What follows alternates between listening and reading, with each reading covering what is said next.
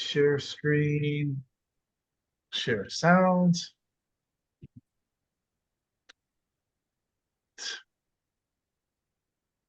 New tab. I'll get over this one. Okay. Do you guys see Hilchot Mamrim on here? Yeah. Okay, good. Then this two browser thing is working. The share screen is showing all of it. All right, so welcome everybody. Last week, this is going to be how does Halacha function part two. Last week we went over Hilchot Mamrim chapter 1. This week we're going to do part 2, but I wanted to go over a quick little recap for anyone watching the first video that might have missed last week's, because there's a couple things I didn't explain as well as I wanted to. Okay, so the Sanhedrin, this is the essence of the oral law. This is Halacha. These are the people that had smicha going back to Moshe Rabbeinu. And so what they enact is the Halacha. So laws enacted by the Sanhedrin. This is what this is talking about when you hear Halacha. Not to be confused with minhagim, custom and traditions. Because your custom and tradition that you have in your local community is not binding on some other community. Halacha, however, is binding on the entire Jewish people. As we see here, you shall do according to the laws which they shall instruct you. That's who it's talking about, the Sanhedrin.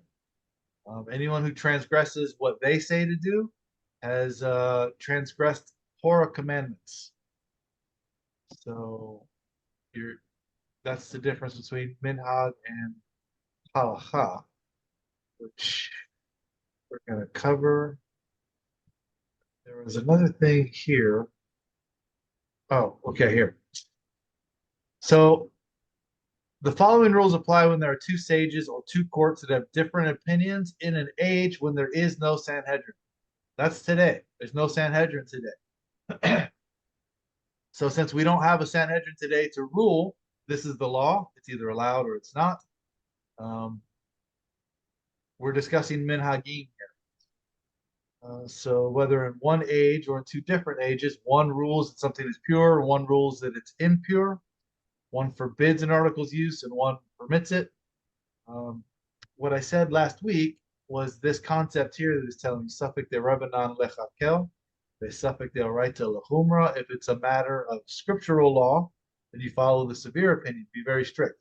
If it's a rabbinic thing that we're discussing, then you can be more lenient. Not because the Sanhedrin doesn't have the authority to make law. They do. And when they did enact the law, it's binding. And we're going to see today how you can't overturn it once they enacted it. But if you're discussing a suffix, something there's a doubt about, something we're not sure about today, in an era when there's no Sanhedrin, then we're discussing minhagim. So, for example, kitniot, one rules you can eat it, the other rules you cannot eat it. Which one is the law? The Sanhedrin didn't rule on this, so it's not a law. It's a minhag. So they have the custom of eating kitniot. They have the custom of not eating kitniot. Neither one is binding on the other because it did not. That minhag, custom and tradition, has not been ratified into a halacha, an actual law, because only the Sanhedrin had the authority to take somebody's minhag and say, we're going to make this a halacha. Then it becomes binding on all of the Jewish people. So that's the difference between minhagim and halacha. Okay, so we're going to be going over chapter 2 today, but something else I should have mentioned that I didn't last week. Why is this not? Okay, there we go. It's just slow. Okay, so who can paskin halacha today? We can't enact new halacha because we're not the Sanhedrin. So we can enact Everybody. pretty much, assuming you're Jewish, yeah. So we can enact new minhagim, new customs and traditions, things like the Sanhedrin didn't deal with, like electricity and whatnot, because it didn't exist in their time. So they weren't able to rule on it. So how you proceed is going to be your minhag, your custom and tradition. But who can paskin halacha? Today you'll always be told only your rabbi can do this. You have to ask your rabbi. Okay. This is Ken Spiro. He teaches at Esha Torah, yeshiva in Jerusalem. Let's see what he has to say about it. Remember about the Rishonim, by the way, is how we learn Halacha today.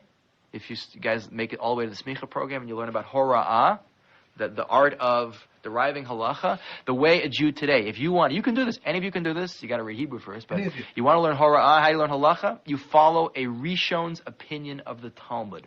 Like Rambam. Okay? I want to hold, you can say, I hold by Rashi in this opinion, I hold by the Rambam in this opinion, I hold by whatever. Why? Because the Rishonim have an oral tradition that goes back to Mount Sinai, and therefore it's a valid tradition to base their interpretation of the Talmud on. So, in source 9, he quotes the if anyone tells you you can't paskin halacha, you can't go by the Rambam, you just ask them, is Esha Torah wrong? This is what they're teaching in the yeshiva. Is Esha Torah not a valid yeshiva? Same thing with Or Sameach. Yitzhak Britzu, it says the exact same thing. So it's interesting. We learn this in the yeshiva, but then we get out of the yeshiva and say, no, it doesn't work like that. No, only your rabbi can tell you. He just said, you don't have to have smicha, paskin halakha, as long as you're following one of the Rishonim. Rambam is a Rishon. Mishnah Torah in the introduction tells you you don't need anything else other than this Mishnah Torah. So if someone chooses to go by something other than Mishnah Torah, that's fine, they're allowed. But they can't tell you you're not allowed to go by Rambam. You're 100% allowed. So there's two sources there. Ken Spiro at Esha Torah, Yitzhak Britzowitz at Or Sameach. But here, Yonatan Halevi makes a pretty good explanation of how we got from what we just learned in the yeshiva to what you see today. Rabbis saying, no, it doesn't work like that. He explains it pretty well here. Chadam Sofer. Listen to how this works, because it's an Ashkenazi logic here. The Chadam Sofer says that milk that was milked by a non-Jew is prohibited because of a minhag. The minhag is that all of the Ashkenazim accepted it upon themselves as a minhag. And because of that, it's already almost an isur deoraita. It's almost a biblical prohibition. And because it's almost a biblical prohibition, nobody in the world can undo a biblical prohibition. Sound familiar? So very quickly, here's how this logic works. A rabbinic, not a law, but a rabbinic requirement to check that the milk is kasher. A rabbinic requirement. They're minhag, not a law. Became an Ashkenazi custom. And because it became an Ashkenazi custom, it's now a biblical law. How does that logic work? That's all of Orthodox Judaism. That's how it always works. Something was written, and the Ashkenazi community, they decided this is the only opinion in the world, and now we have to treat it like an Isur Deoraita. But with all due respect, I have a hard time buying this. But you see in source 10. All right, so you see the difference between minhagim and halachot. And also a mitzvah, meaning a Torah commandment. It's not a Torah commandment, it's not a mitzvah. But don't let them confuse you with saying a halacha is a mitzvah or a minhag is a halacha. There's a difference. All right. Let's get started with chapter 2. Do I have any volunteers to read the first halacha for us?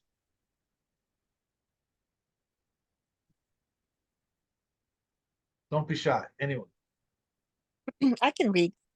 Okay, thank you. When using one of the principles of exegesis, the Supreme Sanhedrin derived a law through their perception of the matter and stated a case accordingly. And afterwards, another court arose, and they perceived another rationale on which basis they would revoke the previous ruling. They may revoke it and rule according to their perception. This is reflected by Deuteronomy 17:9, to the judge who will be in that age. This indicates that a person is obligated to follow only the court in his own generation. Thank you. So, when it says that they adjudicated a case accordingly, what this means is not only did they teach the matter in theory, they actually had their conception applied in practice. So you'll see sometimes they give you a lot of theoretical, hypothetical things. This is saying that when they enacted the law, this is now the law of the land. It's not theoretical. This is now just like something in America. That's the law. That's the law. And that's going to be important because we're going to see how laws that get revoked and nullified, what the process for that is. So this is saying once it became law, that is the law. They actually applied it.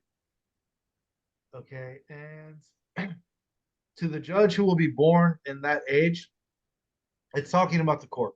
It's talking about an actual Sanhedrin. So once something becomes the law now, in your generation, that's the law that you have to follow. You can't really go back and say, well, a previous law from a previous generation was the law, because if it's been overturned by the Sanhedrin, then that's the new law for this generation.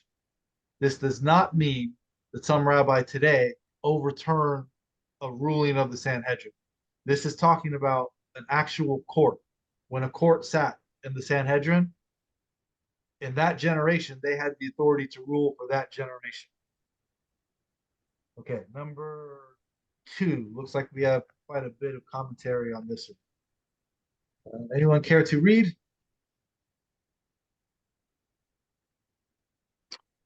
It can be the same reader if no one else wants to volunteer. You can be my designated reader.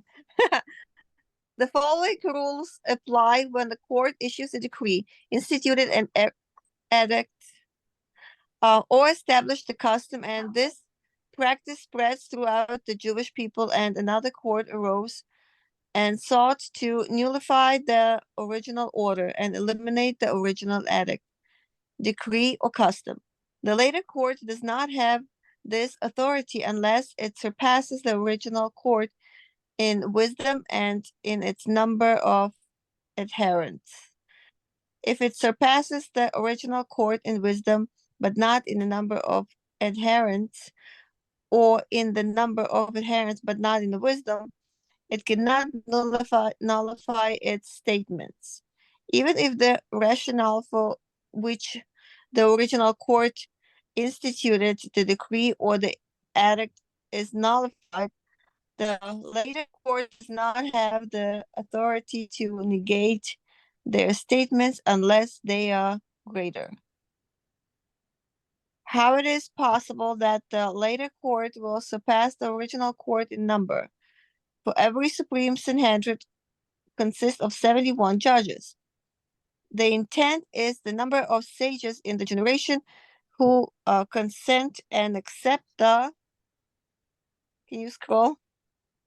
Oh, sorry. And accept the matter stated by Supreme Sanhedrin without opposing it. Okay, so there's a lot here. The following rules apply when a court, this does not mean your local rabbi, just because somebody puts on a beard and a black hat, does not mean we're talking about them. It says when a court issued a decree. Okay, so that is the Supreme Sanhedrin, which again, we don't have today. Okay, when they issued a decree, instituted an edict, or established a custom. A custom is a minhag. Sometimes customs become halacha, but not because it becomes popular. Not just because, well, this is our custom here, this is how we do it here, that's fine here, but that's not binding on there. So how does the custom become a halacha? Because the court, the Sanhedrin, ratifies the minhag into a halacha. Just because somebody has a custom doesn't make it halacha. So don't let anybody trick you into thinking that's how it works. This is talking about the actual Sanhedrin. Yeah, so, if you live in the community and somebody is not obeying that custom, they're basically kind of banned by the community. Because I've had the same woman telling me how this lady, she's not married, but she's not wearing stockings. She's wearing a little bit open dress. The chest shows and not long enough sleeves, and and she's not. They judge her. It's like, no, it's not acceptable. God doesn't like that. Absolutely not. So So it's like if you go to somebody's house, they say these are the rules here. They might kick you out if you don't follow it, but does that mean you're breaking a law? This is the difference. Like well, if you you walk, break kind of breaking the law of their house, because if they right, have the rules of their house and somebody comes and like not, you know, But you you have basically the choice, though. I mean, understanding the difference that you have the choice to understand a custom versus a law, though. Is that the direction that you're going with that? I mean, that's what I understand. I know what you're saying, Marie. It's true. It's like you abide by somebody's rules, but for them to impose it upon you as if it's the law, that's not that's impose wrong. me. They are imposing it on their community. residents. I mean, in city, No, because if I know they're not you. Yeah, I know not you. I was saying that in general. Yeah. but they are looking at me as a potential convert and Jew, so they are telling me, "Oh, this is difficult. Now you're gonna be doing all this that we do if you want to live in this community. But there's other communities for you. You can join. You can. You don't have to join our community, which I'm not planning on anyway. But this is how we do it, and this is the right way, because Well, whatever other communities do their business, but this is the right way. We are doing the most right way, and that's why it's so difficult, and that's why and that's why and that's Yeah, why, and that's how it's the right way for them. right. So like if you go to a gas station, there's a sign that says no shirt, no shoes, no service. So for that community, if you're going to walk into that gas station with no shoes, they might say, we're going to kick you out. We only want people here that wear shoes. But is it against the law to walk around with no shoes? No. So you have the yeah. choice to go to that community and say, if I want to be here in this community, this store, I'm going to follow your rule of wearing shoes. However, your rule here is not binding on the gas station across the street. Maybe they allow you to walk around with no shoes. That's a different minhag, different custom. Wear shoes, don't wear shoes. It's not against the law. Now, if you say I want to walk around the store naked in public, that's against the law. That's not just a custom, a tradition, that's an actual law. So, like the analogy, the store might say you can't wear shoes. True. There's other places you can go that might allow that. But here, if you want to be a part, you have to follow our minhag. But Yeah. and if you don't, But they won't convert you because they want you to comply with everything. Just understand, after you convert, you could go to another community and say, you know what? I know this shoe policy is not a law. It's just their minhag. Their minhag is not binding on everybody. Only the Sanhedrin can make halacha that's binding on everybody. So I'm not saying don't follow their minhag. I'm just saying know the difference between minhagim and halacha. Make sense? Yeah. but that's what you're saying, right? That was what my statement was, Rabbi. That and I just want to make sure I was following the direction you were going, understanding, Yeah. like you said, minhaging. Okay, Right, thank right. you. That doesn't mean you're going to convince them your minhag is wrong. Adopt my minhag. Yeah. So effectively, if you want to join, what they're saying is it might as well be the law. We're going to elevate our minhagim to the status of halacha here, but that's not binding on anyone else. So yeah, Mhm. don't rebel against what they're Can, saying. can I ask a question? And I'm going to go back just a smidge. I know you're recording, but I did have just a question. Yeah. Could you clarify Pashkin for me? Like Oh, I just, can you clarify that when you, I think I understand, but could you clarify that for me, please? to conclude. So if you paskin halacha, you conclude that the law is this. Sometimes it's not always clear.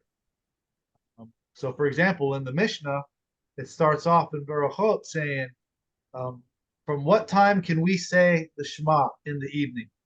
One rabbi says when the priests, the Kohanim, come in to eat teruma, so that's in the evening. That's how we know it's evening. They're outside the camp. They're coming in now. Another one says until midnight, which is not 12 a.m. It's the middle. You divide the whole nighttime into the middle. That's the point where they're saying. Then the third rabbi says you have all the way until the morning. If you forgot to say it, by midnight, you can say it until the sun comes up. So what's the law? Which one is it? We have to paskin. It's going to be this or it's going to be that.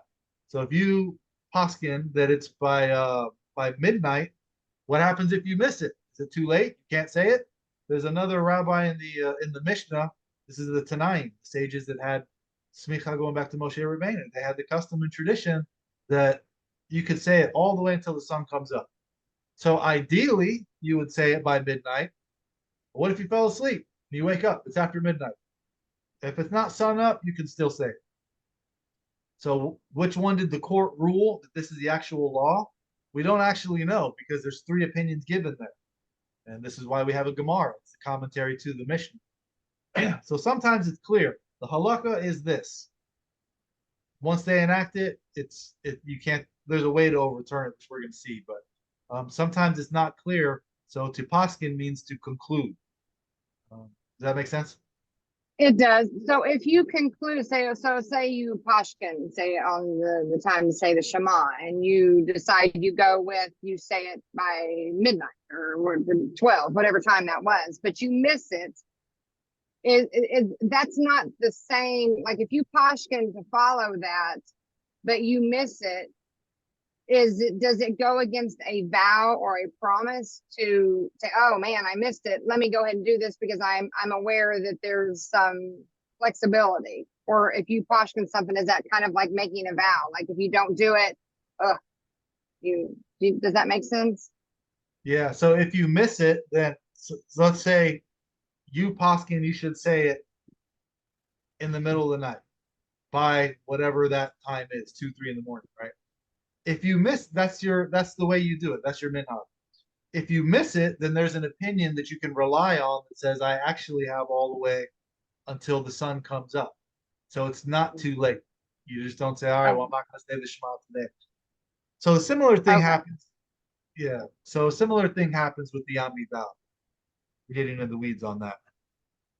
But that's only when there's a suffect, there's a doubt. We're not sure what was the actual law, because there's three different opinions. Other things are clear, and we're going to talk about that too. But does that make sense? Yeah, absolutely. Thank you very much. And just to clarify, and I apologize, I'm circling back just a bit. So we don't have to be rabbis or have obtained shmika to pashkin on our own, so long as we understand halacha and we can read and understand what it's saying. We can. As long as you are going by one of the Rishonim, which Rambam is. Rishonim is like, baby boomer, Generation X, millennials. It's different generations. The Rishonim are the ones that codified.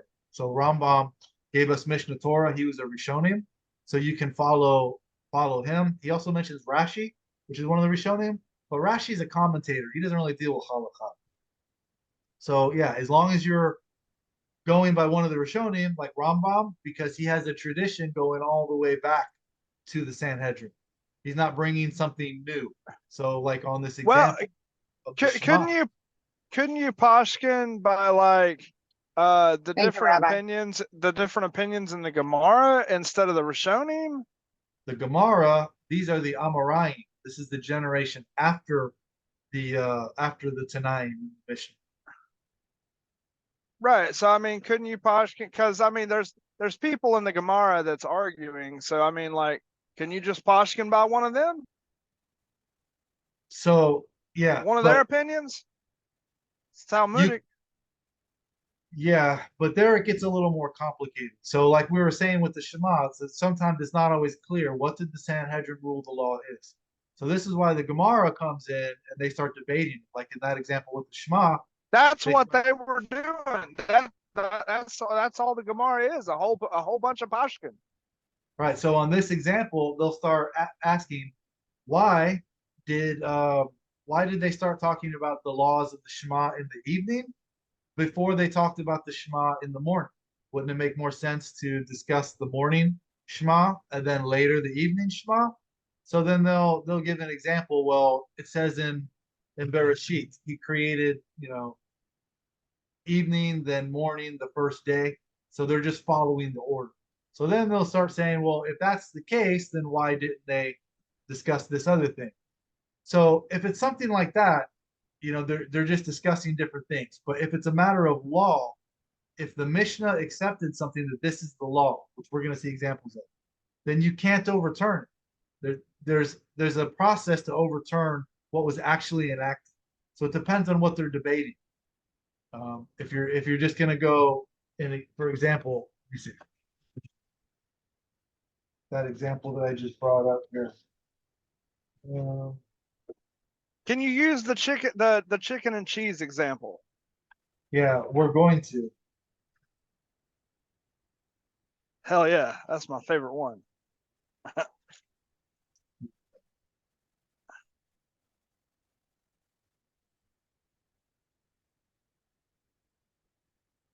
So right here, it says there's a explanation that a Tana derives the precedence of the evening Shema from the order of the creation of the world as it's written, the story of creation. And there was evening, there was morning, one day. Genesis 1:5. According to this verse, day begins with the evening and not the morning. For both of these reasons, it was appropriate to open the discussion with the laws of the Shema with the evening Shema instead of the morning. However, there is another opinion that says, when is the time for the recitation of the Shema of lying down? From when the priests enter to partake of the Teruma, just as written, the Torah begins with the evening, so too must be the oral Torah. So they're following the order. But there's another one, I think.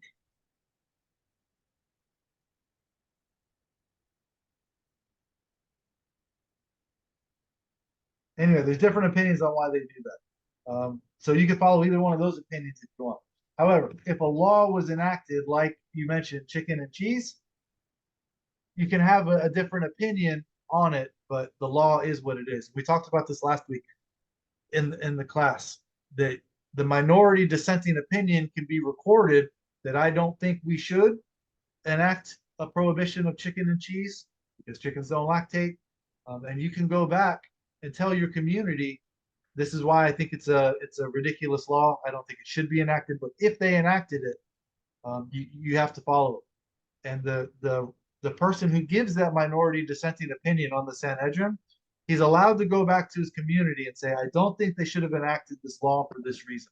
However, if he tells the community, you can ignore that law because of the reason that I mentioned, that person was brought back to Jerusalem, held in prison until the high holy days where he could be executed in public, so that when everyone travels back, they can see the execution and see he was executed because not only did he disobey the ruling of the court, he taught his community that you can disobey the ruling of the court. So this would be like saying, okay, well, the law says this, but there's an opinion in the Gemara that says chickens don't lactate, so we shouldn't have enacted that law. You can have that opinion, but if you start saying, okay, I'm going to violate that law, you can be executed for that. So you're allowed to disagree with the reason that they used to pass the law, but once it's a law, you're not allowed to violate it. So can you agree with opinions in the Gemara? Sure. But what's the opinion? The opinion on how they derive the law, or is the opinion what the law actually is? Because if it's not clear what the law is, then you have to poskin. I think it's this, I think it's that, because it's not clear. That's what makes the Gemara a commentary. They're commenting on what's not clear in the Mishnah. However, if it's clear, just because someone doesn't like the reason that they use to make the law enacted, doesn't mean you have permission to violate the law. Does that make sense? Yeah. So that's why we opened up with Hilchot Mamrim, the first one, saying that this is a Torah commandment to follow the rulings that they enacted. Because you're not just violating the laws of the court, which has the authority to punish you for it.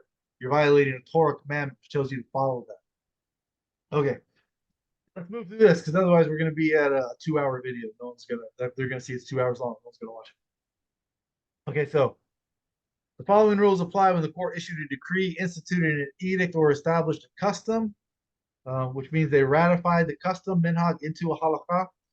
And this practice spread throughout the Jewish people. That's going to be important, whether it's spread or not, and we'll see why in the upcoming halachot. Okay, so if they enacted it and another court arose and they want to nullify the original order and eliminate the original edict, decree, or custom, the latter court does not have this authority unless it surpasses the original court in wisdom and in its number of it adherents. Now, how can you surpass the original court in wisdom? If you're talking about today, don't all the rabbis teach that we're like donkeys compared to Chazal? How can we have more wisdom? We're farther away from Torah, so it gets weakened every generation. So it says to overturn the court, you have to surpass the original court in wisdom and number of adherents. As if that wasn't clear enough, it pounds this point home. If it surpasses the original court in wisdom, but not in number of adherents, or if it surpasses the previous court in number of adherents, but not in wisdom. I've got this sentence highlighted here. It cannot nullify its statements. Okay, this is talking about the Sanhedrin. If one Sanhedrin says we have to do this, the next Sanhedrin comes along and says, I want to nullify that. I don't want to do that anymore in this generation. If you do not meet both criteria, you cannot nullify its statements. If you have more adherents but less wisdom, can't do it. If it's more wisdom, new information has emerged. We have more information now. We're more wise now. If you don't have the number of adherents, you can't do it. The Sanhedrin can't overrule itself. So how then today, we in the diaspora, we can overrule the Sanhedrin? Can't do it. Once they enacted the law, that's the law. Until we have a new Sanhedrin that meets both of these criteria, then they can overrule the previous Sanhedrin. So we're going to see an example coming up. Even if the rationale for which the original court instituted the decree or edict is nullified, the later court does not have the authority to negate their rulings unless they are greater. So a great example of this is the calendar. Why did we have 2 days for Rosh Hashanah?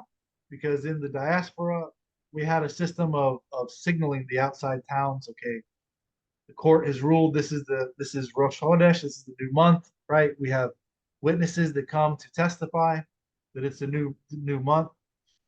So we used to light fires on the mountaintops, and that would let the outer towns know. But the Samaritans used to mess with us. They would light fires on the wrong day. So it became that we don't know. Did the court rule that this is Rosh Chodesh, the head of the new month, or did they not? We don't know. So we had to switch our system to going out on horses to notify the outside towns outside of Jerusalem. So the court ruled, if you're in the diaspora, if you're not in Jerusalem, you have to observe 2 days of Rosh Hashanah. This gives, time for the people on horses to get out and notify the farther away town. So if you're in Jerusalem, you can do 1 day. If you're outside, you have to do 2 days. So that makes sense.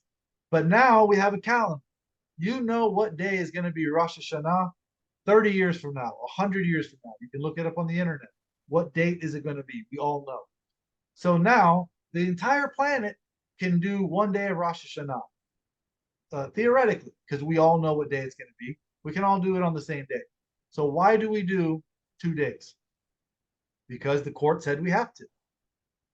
So since the court instituted this decree, the later court does not have the authority to negate the statements. Even if the rationale for which the original court instituted the decree or edict is nullified. Even if the rationale is that we need time to let the people on horses get to the faraway towns, that rationale is nullified.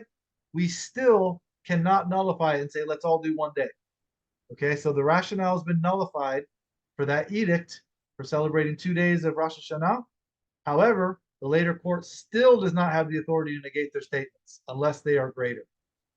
So some local rabbi with his minhag does not have the authority to overrule what the Sanhedrin said. despite what he tells you. This is why nobody wants to do 2 days of Rosh Hashanah. We don't want to take 2 days off of work. We're missing pay. We don't want to do it, but we still do it anyway. Why? Because we don't have the authority to overrule what the Sanhedrin says. It takes a new one to overrule that. Okay, so how is it possible then that the later court will surpass the original court in number? For every Supreme Sanhedrin is 71 judges. This is another hint here that we're not talking about a lower court, some rabbis today. It's talking about the Sanhedrin. So if the Sanhedrin can't overrule it, how can we? So how can we surpass them in number when every Sanhedrin is going to have 71?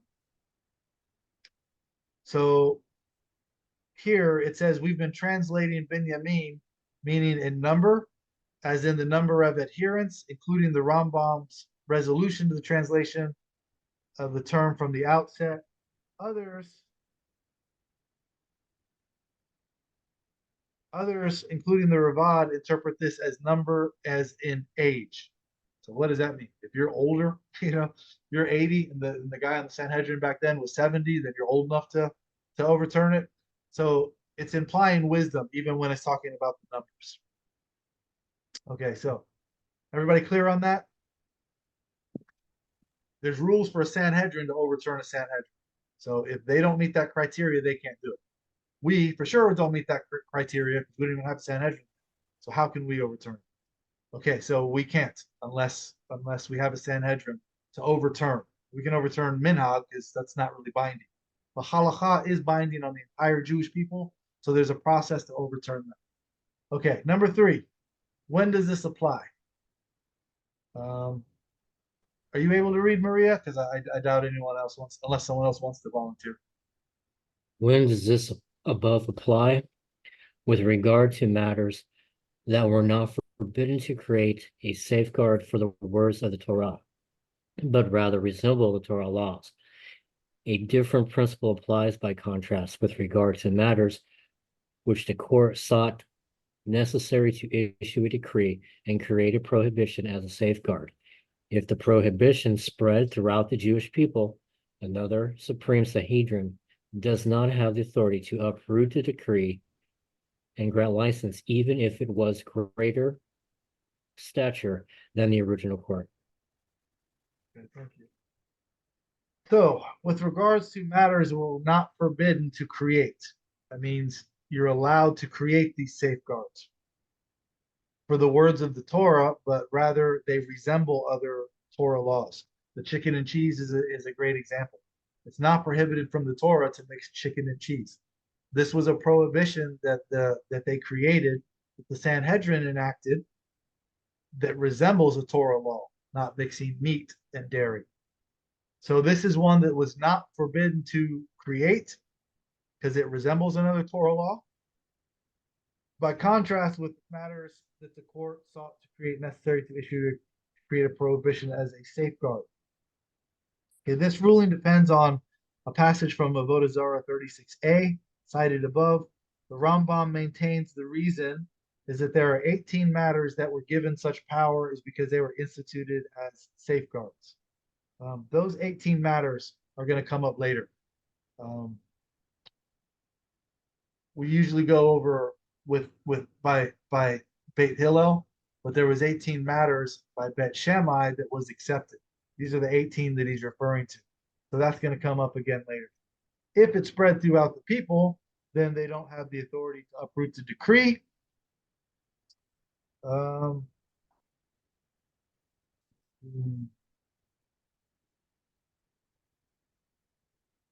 Okay, that's going to be important on whether or not it's spread throughout the people. That's going to come up because this is going to be a process of how we overturn something. So what does this say here? The Hatam Sofer, which states in Yoredea Responsum, which states that this ruling applies only when the rationale for which the safeguard was originally instituted still applies. If, however, that rationale is nullified, a court that is of greater stature than the original court, which instituted the decree, may nullify it. So if that rationale, like we were talking about 2 days of Rosh Hashanah, now that we have the calendar, we don't need to do it anymore, then that greater court can nullify it. Does that make sense? But they have to meet the criteria. They have to be greater in number, greater in wisdom. Okay, number 4. Anybody?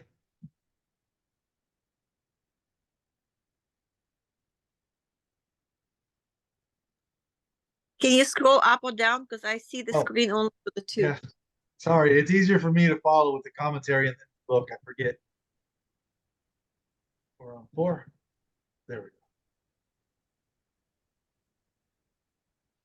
So do you want me to read? Yeah, please. If you don't mind. A court may, however, suspend the application of such decree temporarily, even if it is of a lesser stature than the original court. The rationale is that these decrees should not be considered as more severe than the words of the Torah itself, and any court has the authority to abrogate the words of the Torah as a temporary measure. What is implied? If a court sees that it is necessary to strengthen the faith and create a safeguard so that the people will not violate Torah law, they may apply beating and punishment that are not sanctioned by Torah. They may not, however, establish the matter for posterity and say that this is a Halacha. Similarly, if they saw that temporarily it was necessary to nullify a positive commandment or violate a negative commandment in order to bring people at large back to the Jewish faith, or to prevent many Jews from transgressing in other matters, they may do what is necessary at that time. To explain by analogy, just like a doctor may amputate a person's hand or foot so that the person as a whole will live, so too at times the court may rule to temporarily violate some of the commandments so that they will later keep all of them. In this vein, the sages of the previous generation said, desecrate one Sabbath for a person's sake so that he will keep many Sabbaths. Okay, a lot of stuff here. If anybody wants to take notes, this is a very important halacha with things for you to remember. Okay, so a court may, however, suspend the application of such decrees temporarily, even if it's of lesser stature than the original court. The key word there is temporarily. Okay, the rationale is that the decree should not be considered more severe than the words of the Torah itself. And any court has the authority to abrogate the words of the Torah as a temporary measure. So, can we nullify Torah commandments, me and you, any of us, your local rabbi, Chabad? No, you can't add to Torah, you can't take away from it. These Torah commandments are forever. You can't add or take away. So this is why the word temporary is so important here. You can suspend them temporarily. So what's implied? If a court sees that it is, again, court, not your local rabbi, an actual Sanhedrin, if they see that it is necessary to strengthen and create a safeguard so that people will not violate Torah law, okay, if they need to say the Torah law is you can't have cheeseburgers, but we need to institute not putting chicken and cheese so that nobody sees you eating a chicken and cheese sandwich, goes and gets a cheeseburger. They have the authority to do it. They may apply beatings and punishments, even capital punishment. Rally Resnick, when teaching this on Chabad.org, gives the example that there's no death penalty for stealing for a Jew. If you were a Ger Toshav, on Noahides, you would be executed for stealing. But a Jew, there's never a death penalty for stealing. However, if the people got out of hand, they started stealing a grape because there's no, how do you give a monetary fine for that? It's less than 1 penny. Then they could issue beatings, including death penalty. They could start executing Jews for theft until the matter gets under control. People see they're serious about this. Don't think about stealing. They had the authority to do that, to give death penalties for things that the Torah did not call for a death penalty on. This is how serious that court was. So for someone to come around today and say, I don't have to follow Halacha, I don't have to listen to what the court said, it takes a bit of food. Okay, so they're allowed to give death penalty for things that are not sanctioned by Torah. They may not, however, establish the matter for posterity and say that this is the halacha. Okay, so if they're doing this and they're saying, okay, we're temporarily suspending something, they may not say this is the halacha. This is the actual law. They have to make a distinction. That way people don't get confused and say, well, no, this is the Torah commandment. This is the law because the court said so that we're temporarily doing this. They have to make it clear this is a temporary suspension. And we're going to see how this is important today, even though we don't have a Sanhedrin, that we can't confuse people and say this is the halacha if it's not.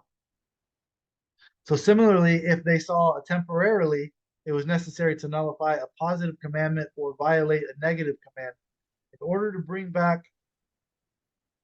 people at large back to the Jewish faith, or to prevent many Jews from transgressing in other matters. They may do what is necessary at that time. Okay, they must, however, clarify that their instructions are given only because of an immediate situation and should not be adopted as a permanent practice. The classic example of this is Elijah's confrontation with the prophets of Baal at Mount Carmel. Basically, we're not allowed to do sacrifices outside the temple, but he did it there because this was for, how did they word it? How can we violate the Torah's command? He would have told them, anyone who offers a sacrifice outside the temple's premise is liable for karet, being cut off. This present instance, however, is describing offering the exception, that sacrifice. I'm offering the sacrifice at God's command to disprove the prophets of Baal. So he suspended that Torah commandment of saying you can't offer sacrifices unless you're at the temple for the sake of God. But he did not say this is now the halacha. We're now allowed to offer sacrifices outside of the temple. It was a temporary suspension for that situation. So how would that be applicable to today?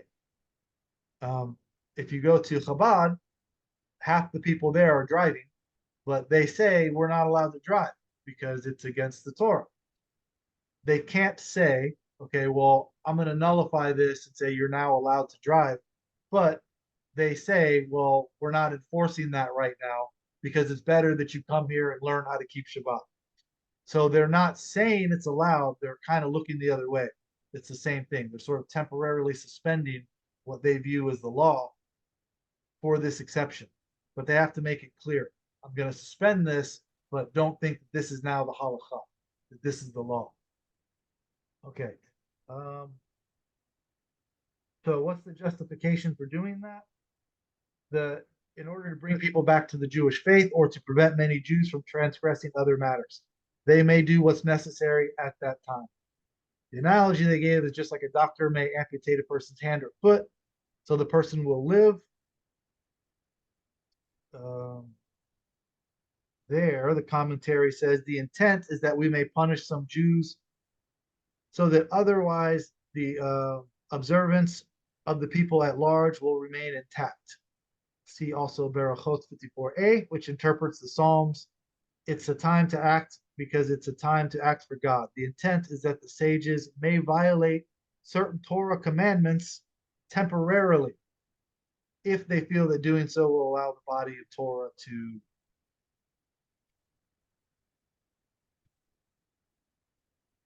remain intact.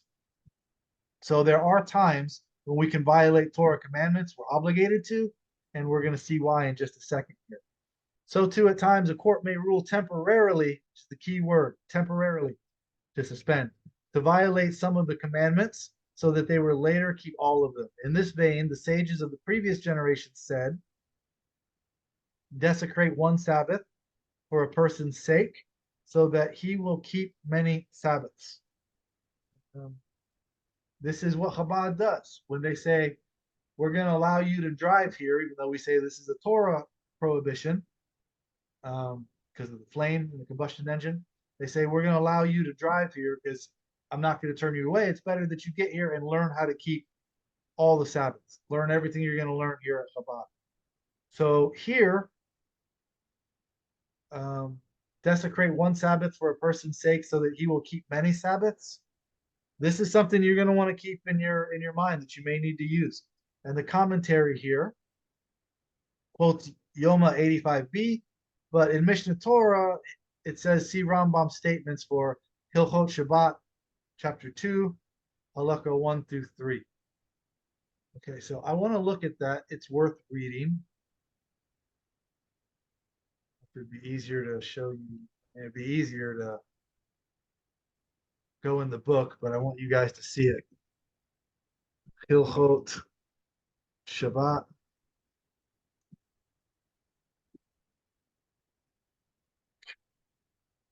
Chapter 2.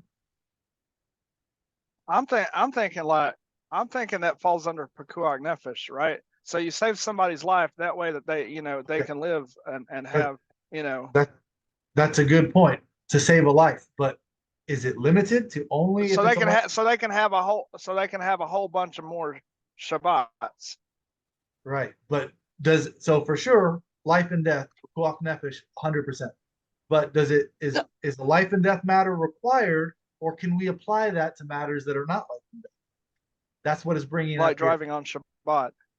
Exactly. So it said Hilchot Shabbat, chapter 2, 1 through 3. So we'll just read these three real quick.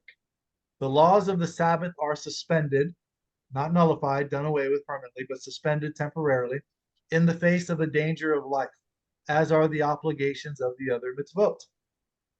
Therefore, we may perform, according to the directives of a professional physician, that of the locale.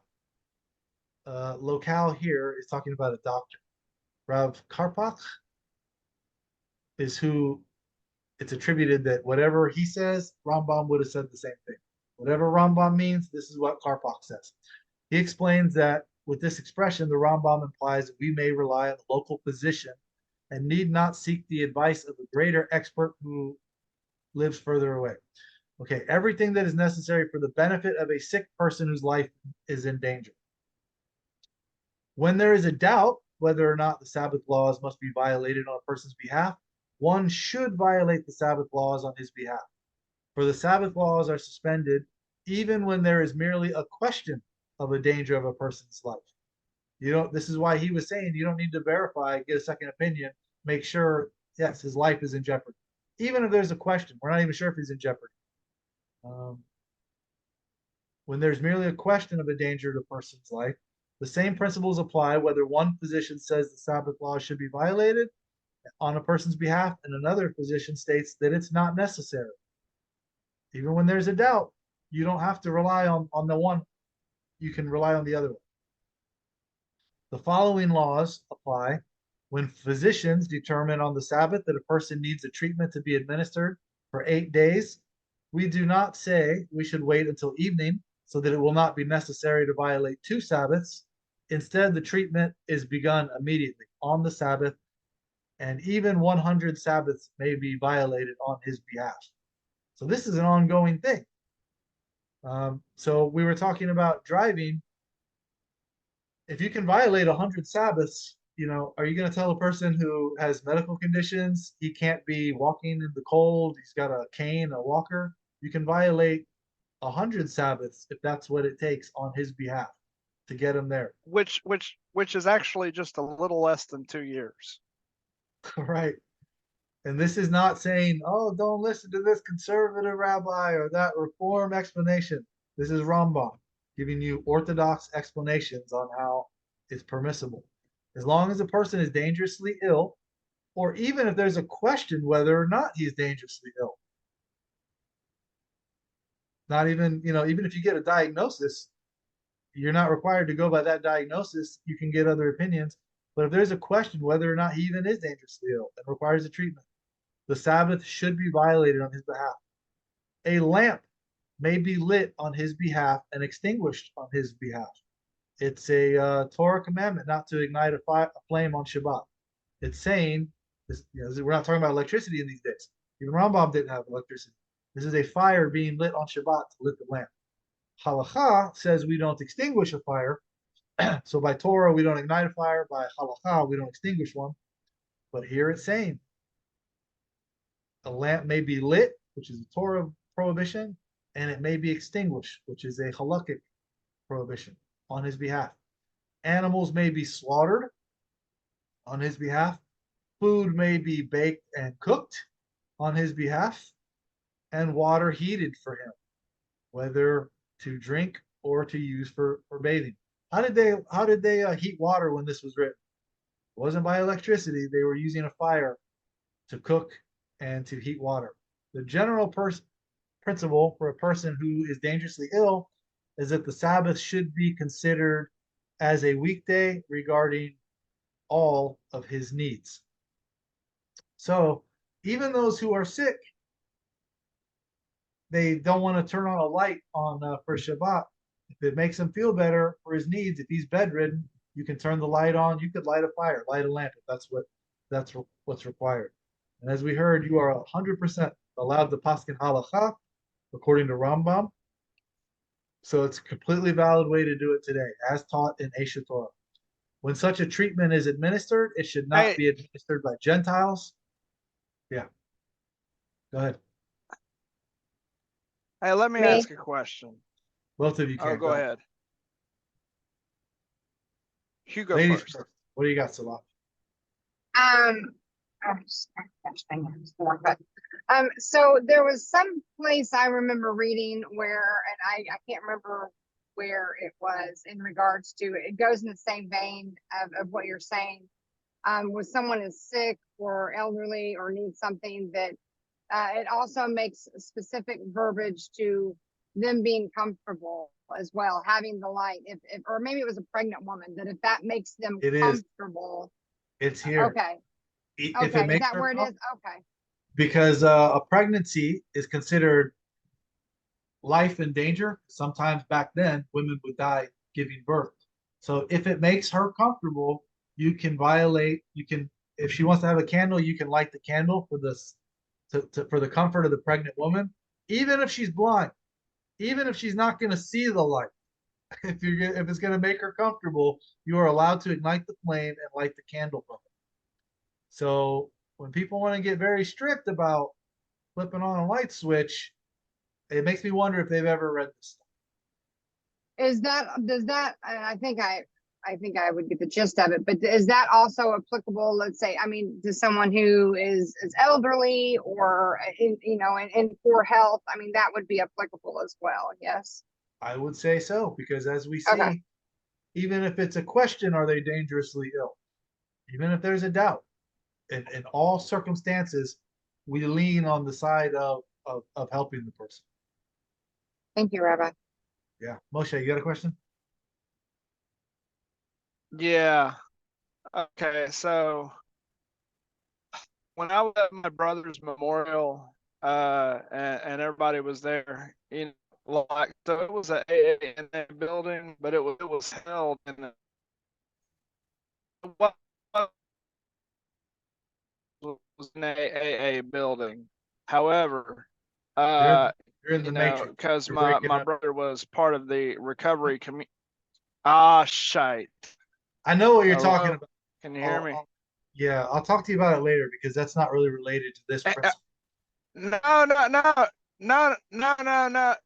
it does relate. It's a hawk question. All right, go ahead. But my question is, like, at the end of, Not hearing you. Where'd you go?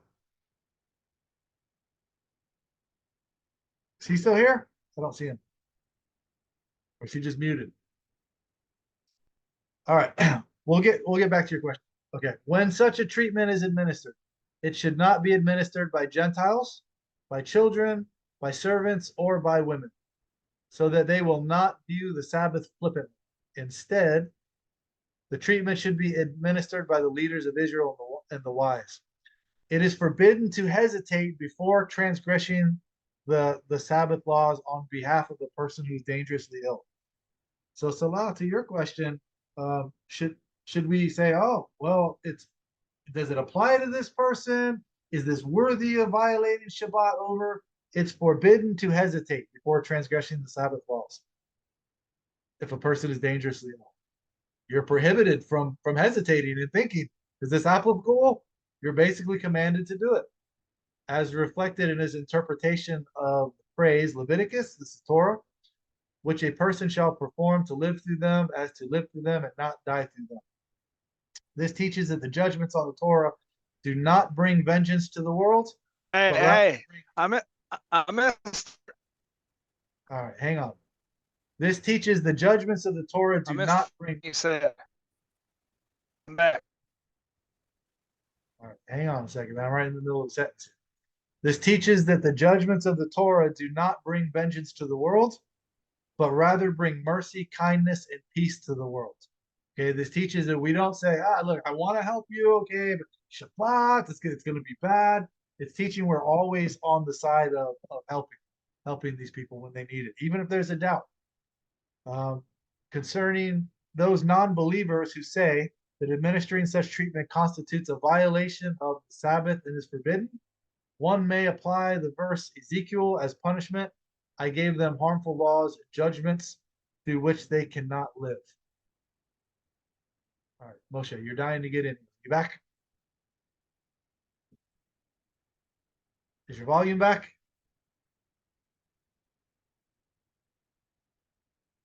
All right. I guess he's either not here or doesn't have reception.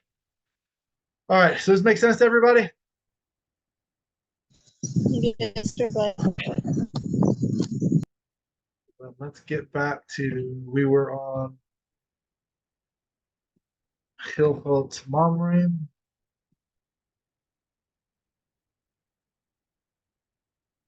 And chapter 2. So here, and what was the one we just finished? 4? Yeah, okay. So this last sentence here, desecrate one Sabbath for a person's sake so that he will keep many Sabbaths. It's a long discussion on that, but as we see, there's sources for it. It's pretty hard to refute. Okay. Halacha 5. This is a short one. Anyone care to read? When a court sees it necessary to issue a decree, institute an edict, or establish a custom, they may first contemplate the matter and see whether or not the majority of the community can uphold the practice. We never issue a decree on the community unless the majority of the community can uphold the practice. Okay, so this is how the process is working. The Sanhedrin is like Congress and the Supreme Court combined. So when Congress wants to enact a law, just like the Sanhedrin would, they debate it, right? Republicans will say, we want to enact this. And then Democrats will say, well, if you do that, these people are going to suffer and this is going to be the consequence, so we don't want to do it. But then the Democrats say, we want to do this. And the Republicans say, if you do that, then it's going to force people to do this. We shouldn't have to do that. They debate it back and forth. What are the consequences going to be if we do this? Now, in American law, after they debate it, like the Sanhedrin would, they vote, and that becomes the law. In America, it requires the president to sign it. This is not present here in Halacha. The Sanhedrin debates it, they vote, and then it's either unanimous or they follow the majority. That becomes the law. And the Sanhedrin is also like the Supreme Court, where the Supreme Court would rule if it's constitutional or not. They don't require an appeal. They make sure it's according to the Torah and good for the people at the time that they enact, so that appeal process happens before they enact the law. So that's what it's saying. When they want to issue the decree, they must first contemplate the matter and see whether or not the majority can uphold the practice. Avodah Zarah 36a derives this concept from the exegesis of a verse. It is, however, logically understood. Regardless of the sage's positive intent, instituting a practice where people at large cannot uphold will lead to a weakening and not a strengthening of the Torah observance. So how can you institute a practice that the people can't uphold? If we were to say, we're going to institute a law, you're going to pay 99% of your income to us, the government. You can't uphold that. How can you live off of 1% of your income? It's going to lead to a weakening of Torah practice. So we have to, before we enacted law, before they did, they had to see, is this good for the people? There's actually a teaching on this in Bereshit. Probably heard about God says to Adam, don't eat from this tree. So then later in the text, it says that the serpent says, Adam tells Eve, don't eat from it and don't touch it. So the Midrashim, the folklore and legend, comes in and says that the serpent pushed her up against the tree and she touched it. So therefore, he says, see, you touched it and nothing happened. So then she concluded, okay, well, therefore, if I can touch it and nothing happens, then I can also eat from it, nothing happens. So it seems that Adam added to God's words and put a restriction on there that you all don't eat it like God told me, but also don't touch it. And that was problematic. So it's just an example of sometimes when we're instituting things, we have to consider what this says. Can the community uphold the practice? Now, practically, that's going to have a ramification too of did they uphold the practice?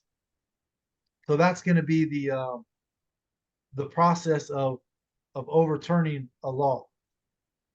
So 5 here, it's saying we have to consider that whatever law we're going to institute has to be good for the people before they implement the law. Okay, so then we're going to move on to what happens once they instituted the law. But before we do, Moshe, you're back? I'm back. All right. Okay. So anyway, after the service, even though it wasn't a church, they said that quote unquote Lord's Prayer, and I didn't want to hold hands and say a New Testament prayer because I'm not a Christian, I'm not a Messianic, but but there was a guy there that had come to support me from my shul that had come there.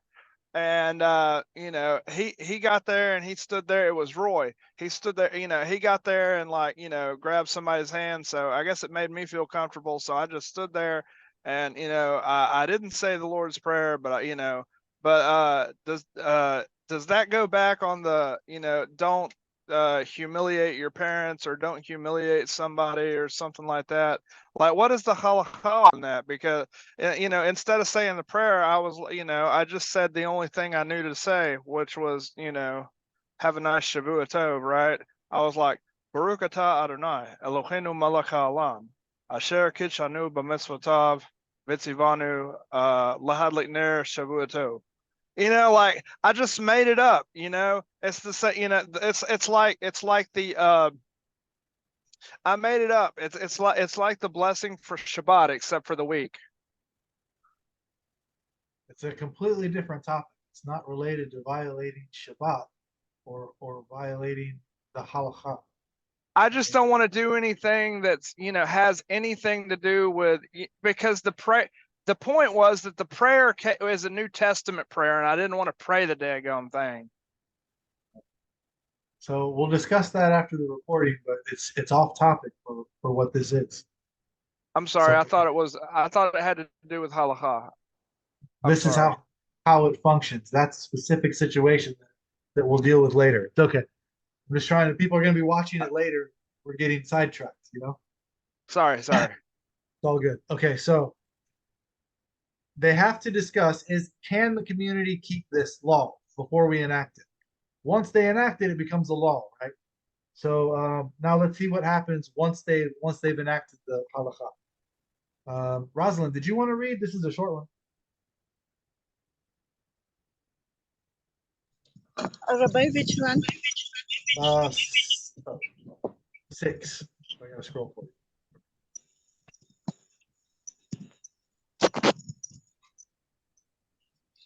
If a court is issued a decree thinking that the majority of the community could uphold it, and after the decree was issued, the majority of the community raised contention and the practice did not spread throughout the majority of the community, the decree is nullified.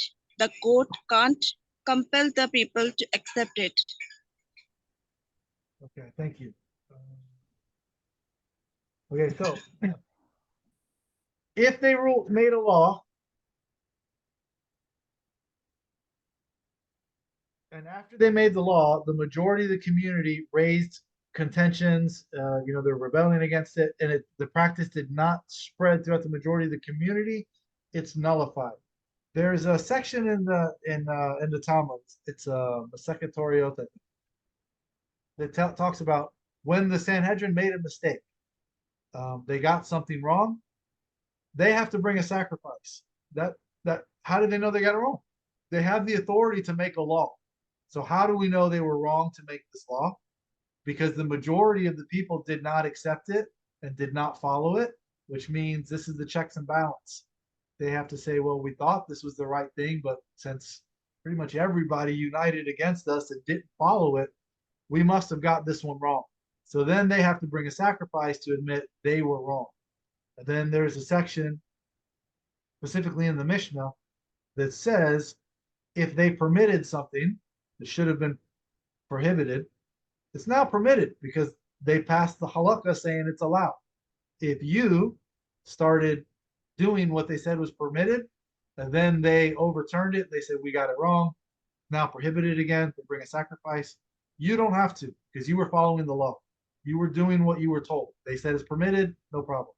However, if you were a learned person, you knew that when they permitted this, that they're getting it wrong, and it's eventually going to be overturned, and you did it, even while it was permitted, once they overturn the law and bring their sacrifice and they say it's now prohibited, like it should have been the whole time, you who partook in it also have to bring a sacrifice because you knew better.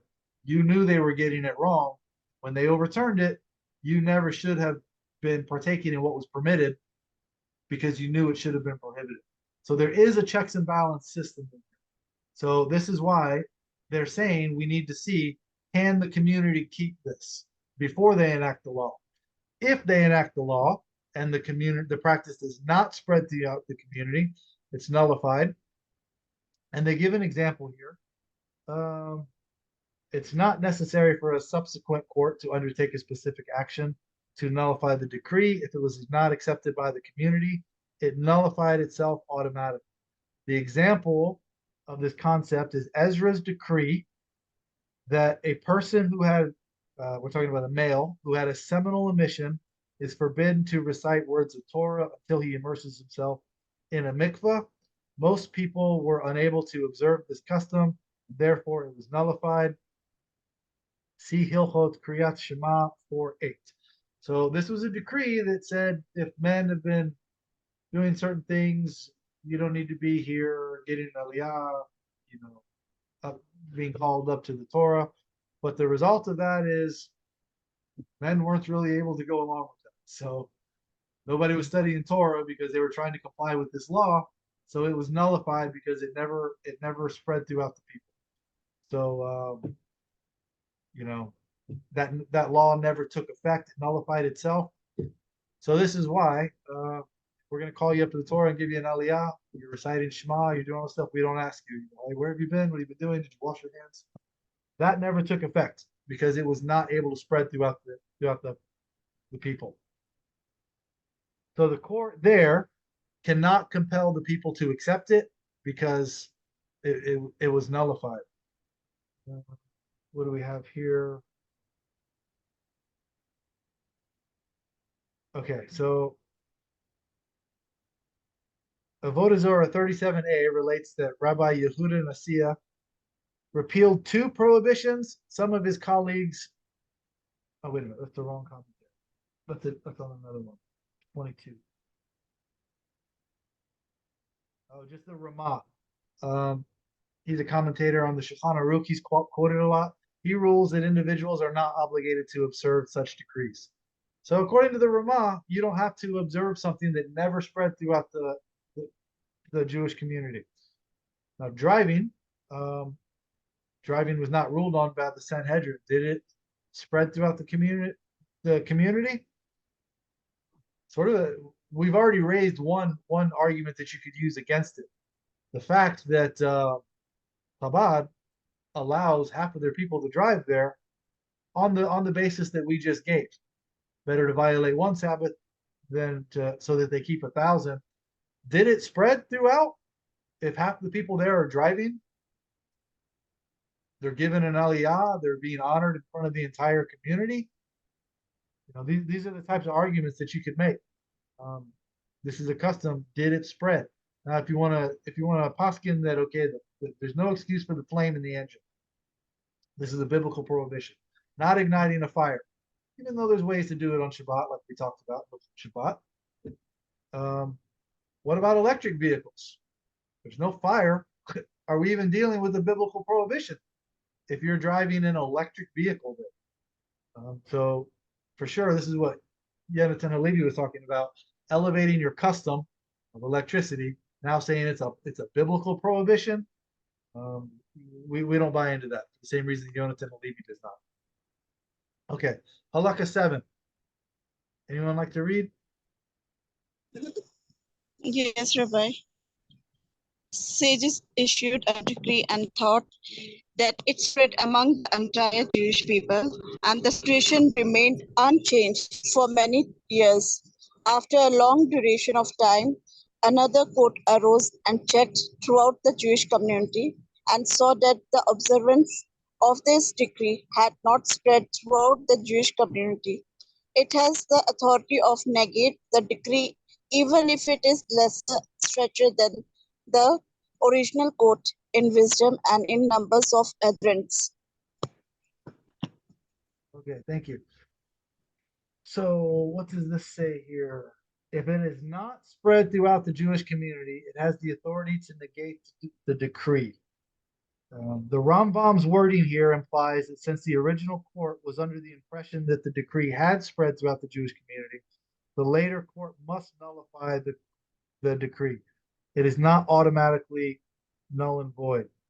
There's one of the classic examples of this concept is the actions of Rabbi Yehuda Nasiya, the grandson of Rabbi Yehuda Nasi. Yehuda Hanasi is the one who compiled the Mishnah. So his grandson is Rabbi Yehuda Nasiya. He is also a Tanaim. Okay, the Tanaim are the ones that had smicha going back to Moshe Rabbeinu. So we're talking about people in the Mishnaic era that had the smicha, not modern day rabbis. He permitted use of oil by Gentiles, and the decree forbidding it had been issued by the students of Hillel and Shammai, a court of far greater prestige. Rabbi Yehuda surveyed the Jewish community and saw that the decree had never been observed. Therefore, he had the authority to nullify it. So what was the authority that he had to nullify it? It didn't spread throughout the Jewish people to begin with. And also, he was one of the Tanaim. So, I mean, I don't know what would be the example of a law that spread throughout the Jewish people that was not accepted by the Jewish people, that is yet to be nullified, that we would now nullify later. I'm not sure what that example is, but everybody understand the process. It has to be, if they enacted it, it's a law. To nullify it is if it didn't spread throughout the people, that's how they knew they got it wrong. So that's how they would overturn it. And that's the basis on a lower court being able to do it. But a lower court that was still one of the Tanaim. Some modern day rabbi today is not one of the Tanaim. So that's the process for overturning. Today, we have to have a Sanhedrin that's greater in number and greater in wisdom to overturn what's already been enacted. Make sense? Okay, I'll take that as a yes. All right, Halacha 8, shortest one that we have here. Anybody? Whenever a court releases two decrees, it should not rush to release a third decree. And that's the commentary I was reading earlier by mistake. Rabbi Yehuda Nasiya, the grandson of Rabbi Yehuda Hanasi, repealed two prohibitions. Some of his colleagues pressed him to repeal a third, and he refused, saying that this would cause his court to develop a reputation for leniency. So he's already overturned two. We can't overturn everything. That would seem a little radical because of the authority of the laws that the court enacted. You can't just start overruling everything. But again, we're talking about Tanaim, not us today. All right. All right then. Last one. I think it's the last one, right? Yeah. Number 9. It's a very long one. but there's a lot of stuff here that we need to go over. Who's brave enough to do the longest one? All right, you guys want me to do it? All right, I'll do it. Then I'll do the commentary as I'm going through it. Somebody might have to let me know when I need to scroll because I'm reading out of the book. Okay, a court has the authority to issue a decree and forbid something which is permitted and have its decree perpetuated for generations to come. Okay, so if they say we can't have chicken and cheese, if that's the halacha, they have the authority to issue that decree and forbid it for generations to come. Similarly, it has the authority as a temporary measure to release the Torah's prohibitions. We talked about that, how you can only suspend them temporarily, and you can't tell them this is the new halacha, this is the law.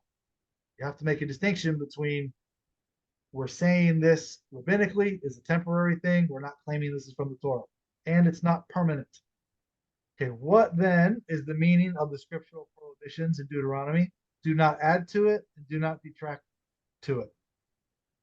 The intent is that they do not have the authority to add words of the Torah or detract to them from them, establishing a matter forever as part of scriptural law. So anytime you're suspending a Torah law, you have to tell them, I'm not adding the Torah. I'm not saying this is from the Torah. We're making a clear distinction between what's rabbinic and what's from the Torah. This applies to the written law and the oral law. Oral law here, I guess it's going to explain what's implied. The Torah states in Exodus, do not cook a kid in its mother's milk. According to the oral tradition, we learned that the Torah forbade both the cooking and eating of milk and meat, whether meat of a domesticated animal or meat of a wild beast. The meat of a, okay, that's from the Torah. It says kid, cooking a kid in its mother's milk. Okay. Does this mean a goat in the milk of a cow? Does this mean the goat in the milk of its mother? What about a goat in the milk of another goat that's not its mother? It's going to explain, but it's talking about meat and milk, right? Not chicken and milk from the Torah. Okay, so that's what we're just saying. According to the oral tradition, we learned the Torah forbade both cooking and eating of milk and meat, whether meat of a domesticated animal or meat of a wild beast. Okay. The meat of fowl, birds, like chickens, by contrast, it is permitted to be cooked in milk according to scriptural law. According to the Torah, that is not prohibited. For the verse mentions its mother's milk, and fowl do not have milk. Chickens don't lactate. This is why Rabbi Gamliel, I never remember how to pronounce his last name, said we should not make this the halacha for this reason. Chickens don't lactate. However, he was the minority opinion. The majority ruled we're going to ban it anyway, so that became the law. And I think it was this halakha we just read. Yeah, the court has the authority to issue a decree and forbid something which is permitted and have its decree perpetuated for generations to come. And that's what happened in this example. The court ruled that even though the Torah would allow chicken and cheese, the court ruled that we're not going to do it. Okay. Where are we here? According to scriptural law. Okay. Now, if a court will come and permit partaking of the meat of a wild animal cooked in milk, it's detracting from the Torah because the Torah says we're not allowed to do that. If it forbids the meat of fowl cooked in milk, saying this is included in the kid, the baby goat, forbidden by scriptural law, it's adding to the Torah. You can't say Torah law prohibits me from having chicken and cheese because it doesn't. That's the distinction we have to make between what's the law enacted by the Sanhedrin and what's the law enacted by the Torah. Everybody clear on that so far? Okay. If, however, was there a question or no? Okay. If, however, the court says the meat of fowl, chickens, cooked in milk, is permitted according to scriptural law, We, however, are prohibiting it and publicizing the prohibition as a decree, halacha, lest the matter lead to a disadvantage, causing people to say that eating the meat of fowl cooked in, here I have meat, but it's a misprint. It's supposed to say milk. Permitting to be cooked in milk.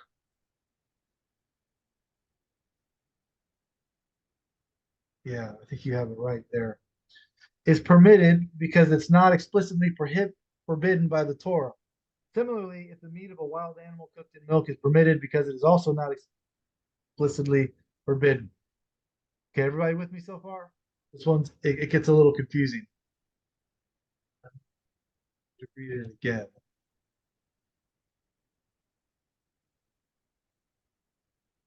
Yeah, see here is not my book has meat written here instead of milk, but I knew it was a misprint. Okay, so if the court says the meat of chicken cooked in milk is prohibited according to the Torah, I mean it's allowed according to the Torah, which is true. It's not prohibited in the Torah. So if the court were to say that's allowed according to the Torah, but however we're going to prohibit it and publicize it as a halacha, that way the matter doesn't lead to people saying that it's permitted because it's not explicitly forbidden by the Torah. Similarly, meat of a wild animal cooked in milk is permitted because it's also explicitly forbidden. We don't want people to say that if I see you eating chicken and cheese, that must be allowed by, because that's allowed, then the wild animal must also be allowed. So they're building a fence around it. They're not saying that the Torah prohibits it. They're making clear we're publicizing this as halacha. We're telling you this prohibition of chicken and cheese is from the court, not from the Torah. And another may come and say, even if the meat of a domesticated animal cooked in milk is permitted with the exception of a goat, and another will come and say, even if the meat of a goat is permitted when cooked in the milk of a cow or a sheep, for the verse says its mother, an animal from the same species, and still another will come and say, even if the meat of the goat is permitted when cooked in goat's milk, as long as the goat's milk is not from the kid's mother, for the verse says its mother. For these reasons, we will forbid all meat cooked in milk, even from meat of fowl. So this is given the justification why they're doing it. We're going to say chicken and cheese is prohibited from the court. That way you don't come and say, well, the kid in its mother's milk only applies to goats, doesn't apply to cow milk. Or you'll come and say the kid in his mother's milk only means its mother's milk, not the milk of a different goat. So they're prohibiting it so that nobody comes and dissects it. They're just saying we're going to prohibit chickens and cheese, even though we know chickens don't lactate, because we don't want anyone to see you eating something that looks like meat with cheese, and then therefore say, well, if we can allow this, then we can allow all these other circumstances. Yeah. One last sentence, and then I'll get to your question, because this explains it. Such an approach is not adding to the Torah. Indeed, it's creating safeguards for the Torah.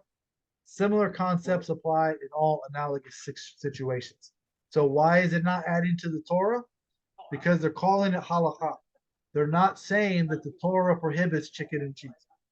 They're not saying the Torah prohibits this. They're saying we, the Sanhedrin, are prohibiting it. So that's how it's not adding to Torah, because they're making it clear this is not a Torah prohibition. This is a rabbinic prohibition. A rabbinic prohibition is that they have the authority to enact. So it's legally binding, but it's legally binding as halacha. They're not adding to Torah by saying Torah prohibits this. And that concludes it. Yeah, Salah. So, and I'm sure this is nothing new, and I'm sure it's semantics, but, and I've heard this 100 times, but for some reason it's ringing differently in my ear. So the statement is cooking in milk, and I understand, back then, having hunted, a lot of times people use buttermilk and, because it draws out the gaminess, so on and so forth. So I understand all the other stuff and cooking in milk, but where does cheese I mean, does it specify cheese? Because cheese, you know, is different. You're not cooking, with it. You would put it on top, it would melt in. Is cooking implying the fusion of them?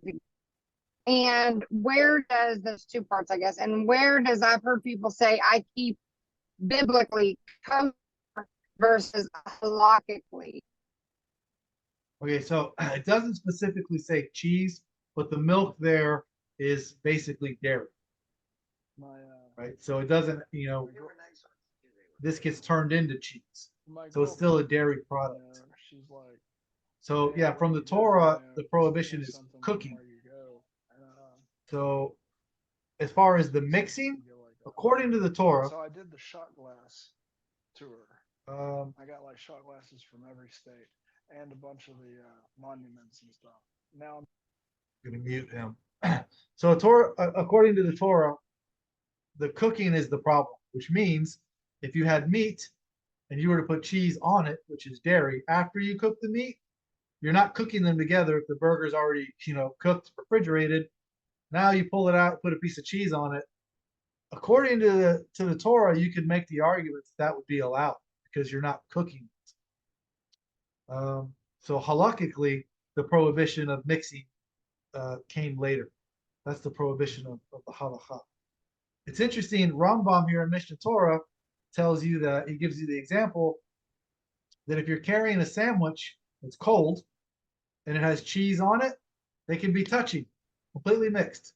You can pull the cheese off. As long as it's cold, you could eat it.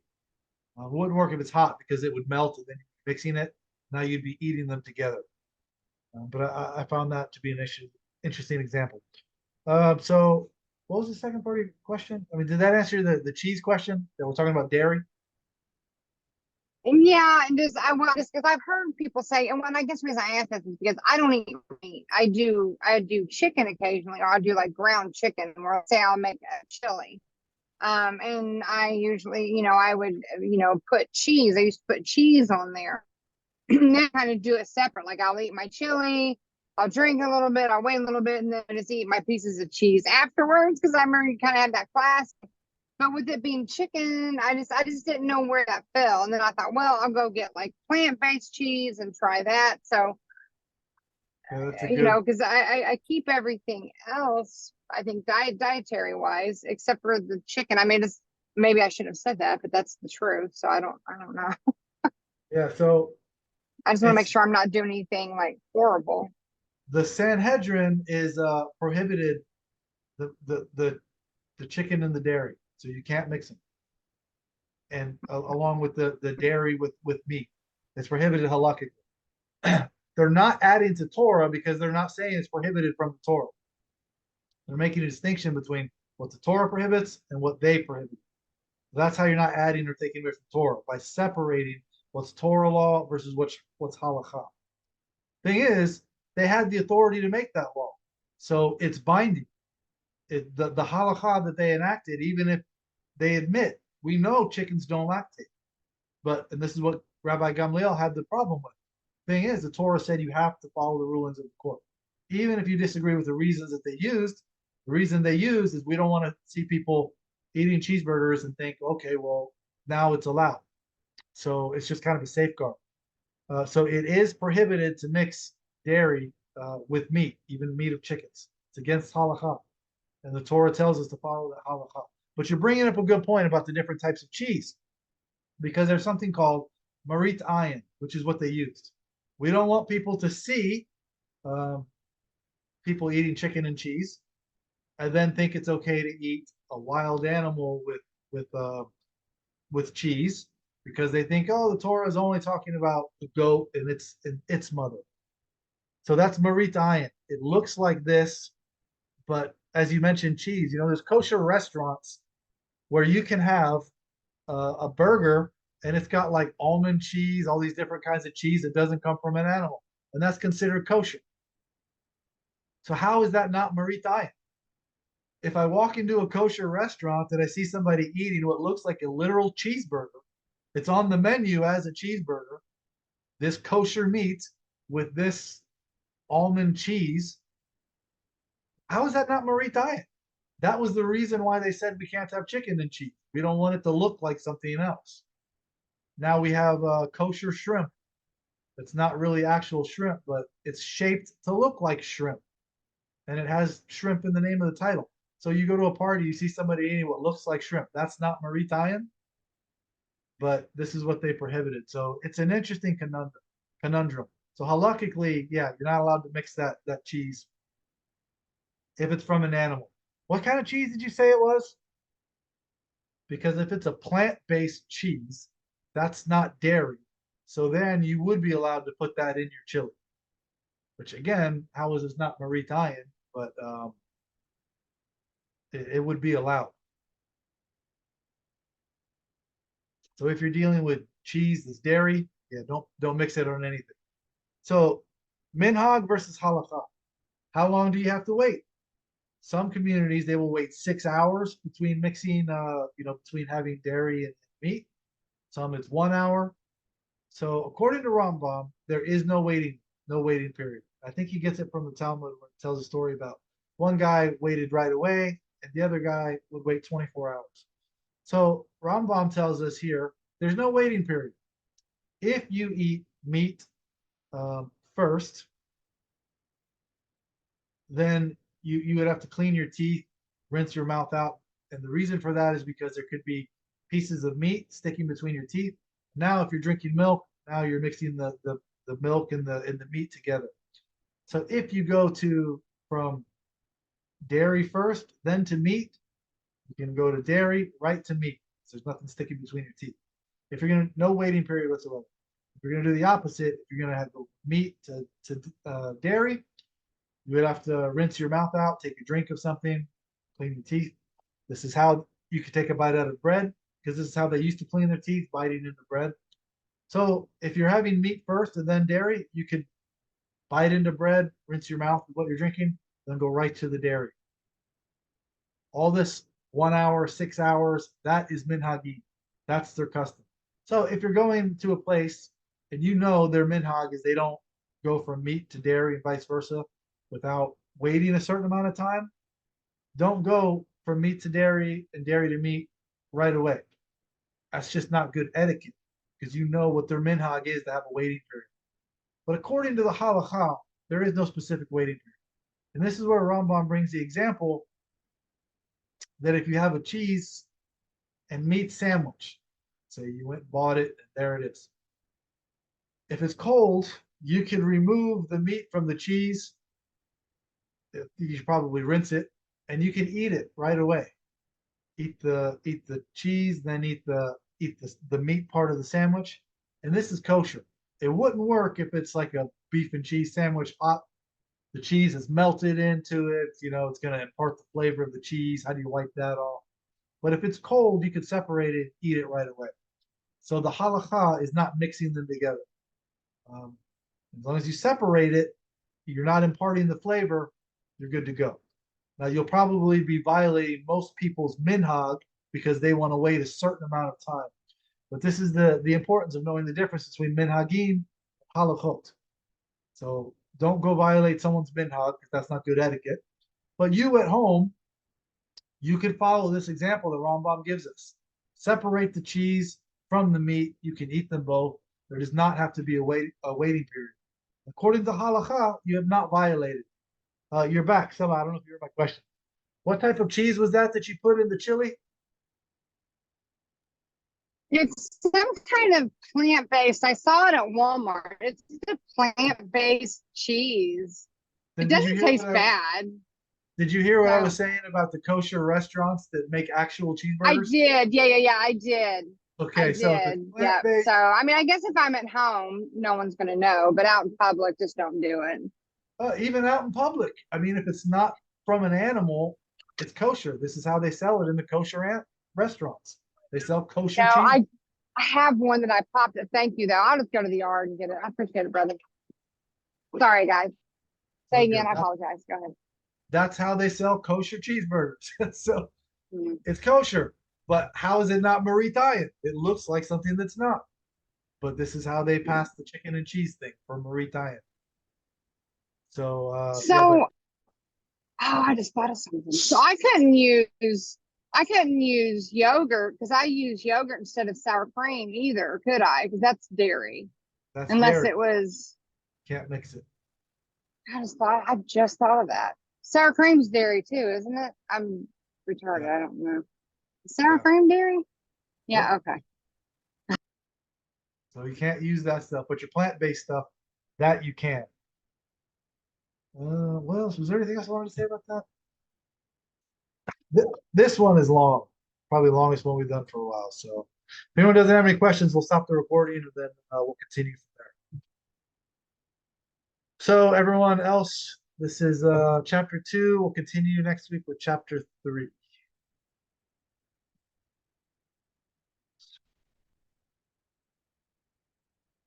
New share. How do I get? I always forget how to stop the screen share. Oh, there it is. And now we can. Let me end the recording. I don't want to end the meeting for everybody. There we go. Stop recording. All right. Thank you, everybody, for being.